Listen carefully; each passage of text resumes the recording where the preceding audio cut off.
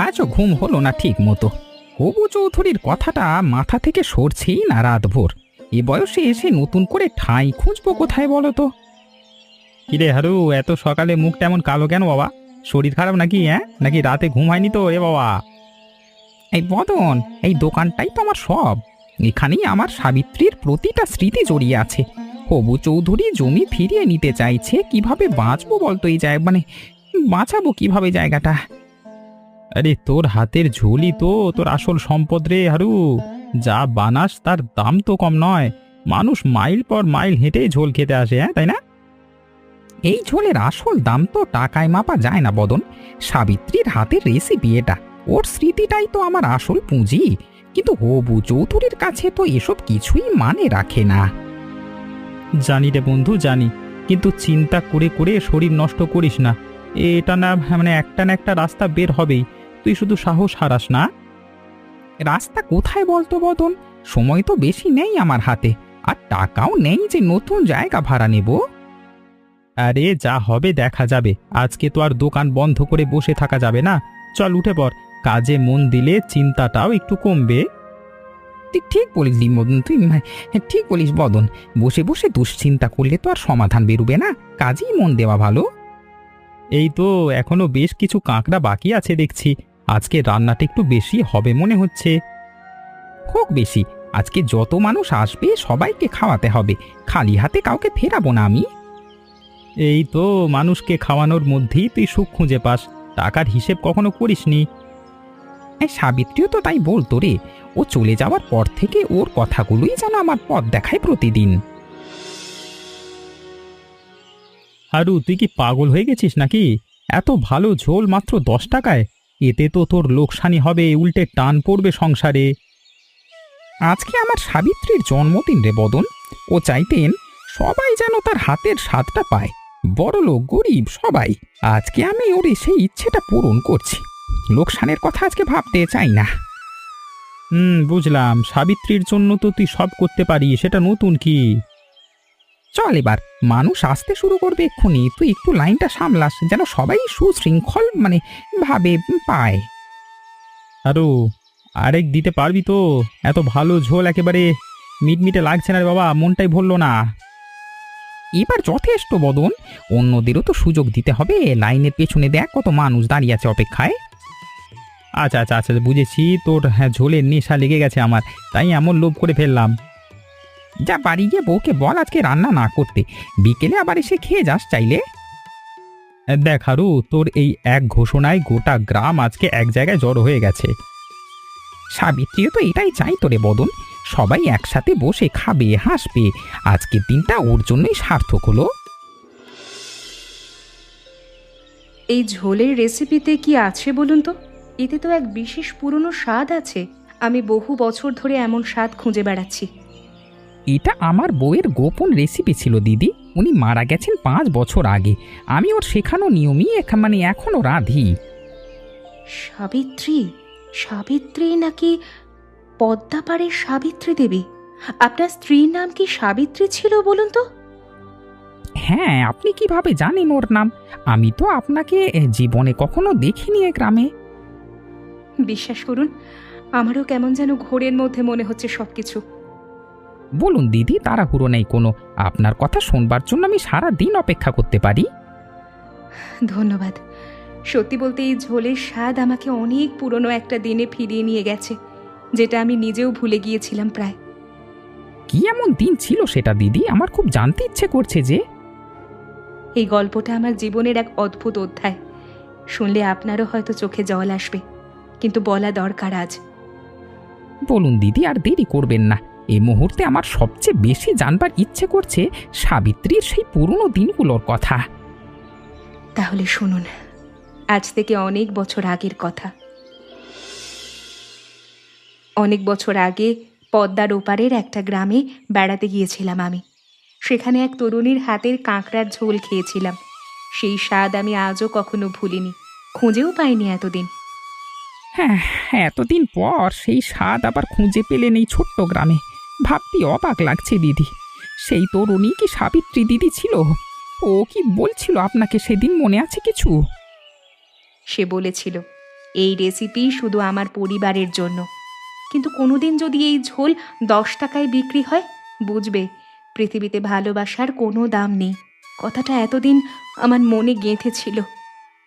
সাবিত্রী আমাকেও এই কথাটাই শিখিয়েছিল, ভালোবাসার স্বাদ টাকায় মাপা যায় না। আজকে ওর জন্মদিনেই তাই 10 টাকায় বিক্রি করছি আমি, না জেনেই যেন ওর কথাটা মিলিয়ে দিলাম। তাহলে বুঝতে পারছেন, এই ঝোল শুধু একটা খাবার নয়। আপনার মুখে এই গল্প শুনে মনে হচ্ছে সাবিত্রী যেন আজও কোথাও না কোথাও এই কাহিনী বুনে চলেছে। এমন কাকতালীয় ঘটনা জীবনে খুব কমই ঘটে। আজ এই ঝোল খেতে না এলে হয়তো এই গল্পটাই কোনোদিন জানা হতো না আমার। আপনি এসেছেন বলেই তো আজকে সাবিত্রীর কথাগুলো আবার নতুন করে শুনতে পেলাম দিদি। আমারও মনে হচ্ছে আজ এখানে আসাটা নিছক কাকতালীয় নয়, কোনো একটা কারণেই যেন আমাকে টেনে আনা হয়েছে এই দোকানে। সাবিত্রী বলতো ভালো মানুষদের নাকি ভালোবাসাই টেনে আনে। আজকে আপনাকে দেখে সেই কথাটাই আবার সত্যি মনে হচ্ছে। আমি বহু জায়গায় রান্না পরীক্ষা করেছি পেশার কারণে, কিন্তু এমন আবেগের সাথে জড়িত রেসিপি কখনো পাইনি।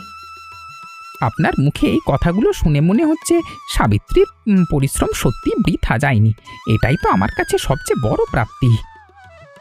সূর্য পড়ে আসছে, আমাকে এবার ফিরতে হবে, কিন্তু কথা দিচ্ছি খুব শীঘ্রই আবার আসবো এই দোকানে। অপেক্ষায় থাকবো দিদি। আরও আগামী মাসের মধ্যে দোকান খালি করে দাও। আমি এখানে একটা চায়ের দোকান করব।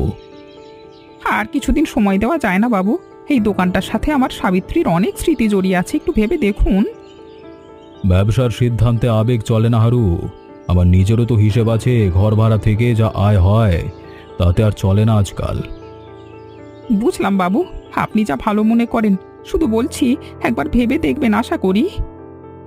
তুই ঝোল বানাতে থাক বন্ধু, বাকিটা দেখা যাবে। সাবিত্রী এমনিতেই ভালো মানুষের দেখা দিয়ে যায়, আজকে যেমন ওই মহিলা এলেন দোকানে। হ্যাঁ জানি না বদন, এভাবে সত্যি মনে হচ্ছে সব শেষ হয়ে যাবে। এত বছরের চেষ্টা কি এভাবেই হারিয়ে যাবে শেষমেশ? আরে হারিয়ে যাবে না রে, দেখিস কোনো না কোনো রাস্তা বের হবেই হবে। তুই শুধু হাল ছাড়িস নে, আমি আছি তোর সাথে। তোর এই কথাগুলি আজকাল আমার একমাত্র সাহস বদন। এইসব বলিস না তো, আমরা তো ছোটবেলা থেকে একসাথে বড় হয়েছি, তোর কষ্টে আমারও তো কষ্ট হয় সমান। জানি রে বদন, চল কালকে থেকে আবার নতুন করে ভাবতে হবে কি করা যায়, হাল ছাড়া চলবে না আমার। আমি আমি আমি সাথে আছি, যা লাগে বল। হ্যাঁ হ্যাঁ। আমি একজন রেস্তোরাঁ সমালোচক ও খাদ্য ইতিহাসবিদ। আপনার স্ত্রীর রেসিপি আর গল্পটা আমার কাছে সত্যি অমূল্য মনে হয়েছে। সারা দিন ধরে ভেবে দেখলাম। কিন্তু আমি তো এসব বুঝি না দিদি, আমি তো শুধু ঝোল রাঁধতে জানি, বাকি সব হিসেবের বাইরে আমার। আমি একটা বই লিখছি, বাংলার হারিয়ে যাওয়া স্বাদ নামে। এই 10 টাকার কাঁকড়ার ঝোলের গল্পটা যদি আমি এই বইতে তুলে ধরি, তাহলে এটা দেশ জুড়ে পরিচিত হবে। বিশ্বাস করুন আমাকে। কিন্তু এই রেসিপি তো আমার বউয়ের নিজস্ব জিনিস, আমি কিভাবে এটা দিয়ে ব্যবসা করি বলুন তো? ওর নাম ব্যবহার করে টাকা কামানো কি ঠিক হবে? ব্যবসা নয়, এটাকে আপনি একটা আন্দোলন বানান। ভালোবাসা যে টাকায় মাপা যায় না, এই কথাটাই তো সাবিত্রীর আসল উপহার। সেটা সবাইকে জানানো দরকার এখন। আন্দোলন? এই কথাটা শুনতে ভালো লাগছে দিদি। যদি সত্যি এতে সাবিত্রীর নাম বাঁচে তাহলে আমি রাজি, দ্বিধা করব না আর। তাহলে ঠিক আছে, কাল থেকেই আমরা কাজ শুরু করি। আপনার সাবিত্রীর গল্প এবার সারা বাংলা জানবে। আমি শুধু এইটুকু চাই দিদি, সাবিত্রীর নামটা যেন মানুষ মনে রাখে। বাকি সব আপনার হাতে ছেড়ে দিলাম। কথা দিচ্ছি, এই গল্প এমনভাবে লিখব যাতে পড়ে মানুষ সাবিত্রীর ভালোবাসাটা অনুভব করতে পারে, শুধু রেসিপি নয়। একটা কথা জিজ্ঞেস করি দিদি, বইয়ে কি সাবিত্রীর ছবিও থাকবে? ও দেখতে কেমন ছিল, মানুষ যেন সেটাও জানুক। নিশ্চয়ই, আপনার কাছে যদি ওর কোনো পুরনো ছবি থাকে, সেটা দিয়েই শুরু করব বইয়ের প্রথম পাতা। আমার কাছে ওর একটা ছবি আছে দিদি, বিয়ের দিনের। আজকে রাতেই খুঁজে বের করব, কালকে আপনাকে দেখাবো। তাহলে কালই আবার আসবো। আজ অনেক রাত হয়ে গেছে, আপনিও বিশ্রাম নিন, আমিও ফিরি এবার।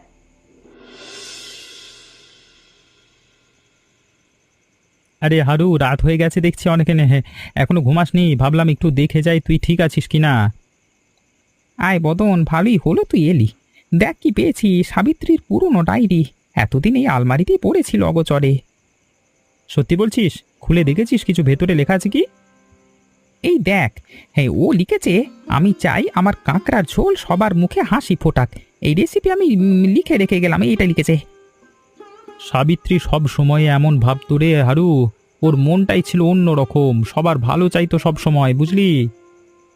হ্যাঁ, আরেকটা জিনিস দেখ বধন, এখানে তো একটা মানচিত্র এঁকেছে দেখছি সাবিত্রী, নদীর ঘাটগুলো দেখানো আছে।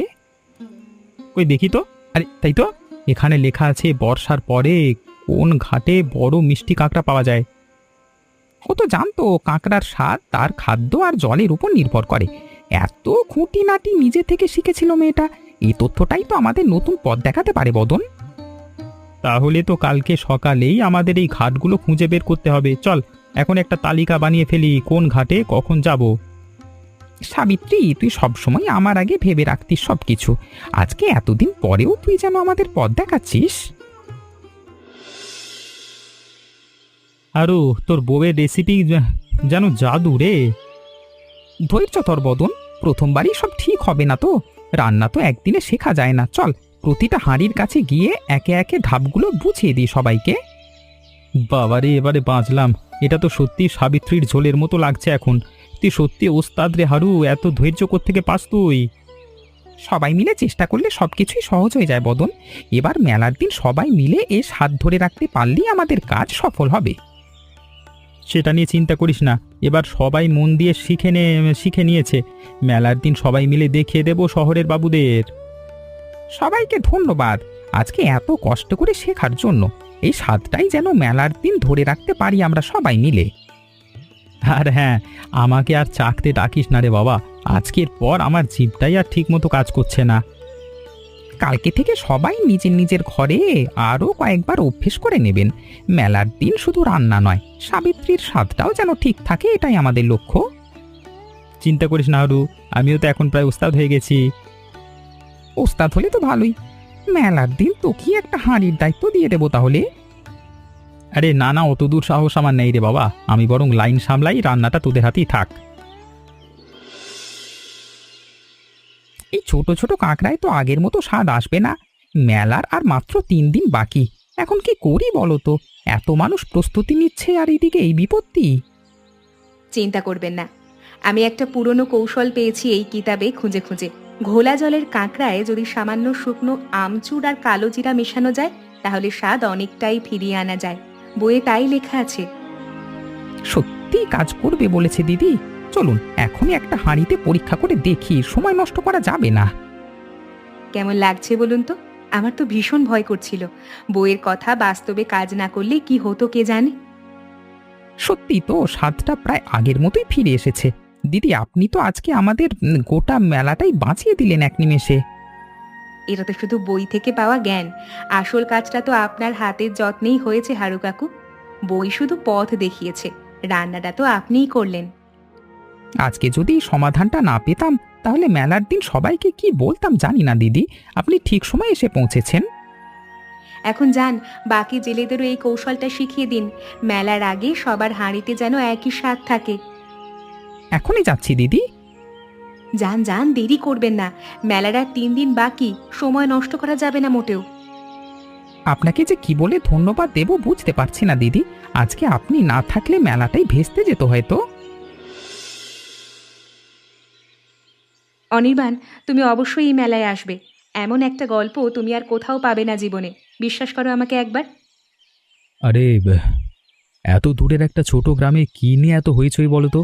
তুমি নিশ্চিত এটা সময়ের অপচয় হবে না আমার? একদম না, আমি কথা দিচ্ছি। এই গল্পটা তোমার বইয়ের জন্য দারুণ উপকরণ হবে। একজন বিধবা স্বামীর ভালোবাসার গল্প, এমন সহজে পাওয়া যায় না। ঠিক আছে, তোমার কথায় আমি রাজি হলাম শেষমেশ। কালই রওনা দিচ্ছি তাহলে, ঠিকানাটা পাঠিয়ে দাও। আসুন আসুন বাবু, আপনাকে স্বাগতম আমাদের এই ছোট্ট গ্রামে। শ্রীমতী দিদির কাছে আপনার কথা শুনেছি অনেক। শ্রীমতীর কাছে আপনার আর আপনার স্ত্রীর গল্প শুনেছি আমিও। দেখি আজকে সত্যিই কি জাদু আছে আপনার হাতে যা তাকে এত মুগ্ধ করেছে। চলুন বাবু, ভেতরে চলুন। আজকে মেলা শুরু হওয়ার আগেই আপনাকে একটু চা খাইয়ে নিই, পথের ক্লান্তি দূর হবে। বেশ, তাহলে চলুন। এই গ্রামের আতিথেয়তা দেখে বুঝতে পারছি শ্রীমতী মিথ্যে বলেনি আমাকে। আসুন বাবু, এইদিকে আসুন। আমাদের গ্রামের মানুষ বাইরের কাউকে পেলে খুশি হয়। দেখবেন সবাই কেমন আন্তরিক।